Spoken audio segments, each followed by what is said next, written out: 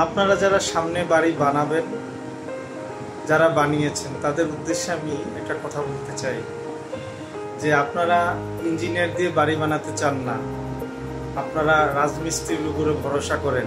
কিন্তু এই ভিডিওতে দেখুন তো, এখানে কনস্ট্রাকশন রিলেটেড কোনো ভুল আপনারা দেখতে পাচ্ছেন কিনা, কিংবা আপনারা যারা বাড়ি বানিয়েছেন আপনাদের বাড়ির ফাউন্ডেশন এবং মাটির গুণগত মান বা মাটির কম্প্যাকশনটা ডেভেলপ করে আপনার বাড়িটা করেছেন কিনা।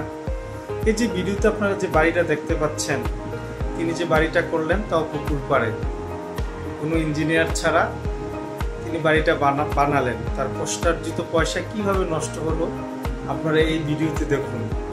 আশা করি আপনারা যারা বাড়ি বানিয়েছেন আপনাদের বাড়িটা অভিজ্ঞ ইঞ্জিনিয়ার দিয়ে আবারও পরীক্ষা করিয়ে নিন, আর যারা বাড়ি বানাবেন তারাও ইঞ্জিনিয়ার দিয়ে আপনার বাড়িটি মাটির গুণগত মান পরীক্ষা করে এবং একজন স্ট্রাকচারাল ইঞ্জিনিয়ার দিয়ে আপনাদের বাড়ির ডিজাইন করিয়ে নেবেন।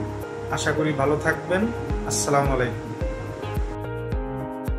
আপনারা যারা সামনে বাড়ি বানাবেন, যারা বানিয়েছেন তাদের উদ্দেশ্যে আমি একটা কথা বলতে চাই যে আপনারা ইঞ্জিনিয়ার দিয়ে বাড়ি বানাতে চান না, আপনারা রাজমিস্ত্রির উপরে ভরসা করেন। কিন্তু এই ভিডিওতে দেখুন তো, এখানে কনস্ট্রাকশন রিলেটেড কোনো ভুল আপনারা দেখতে পাচ্ছেন কিনা।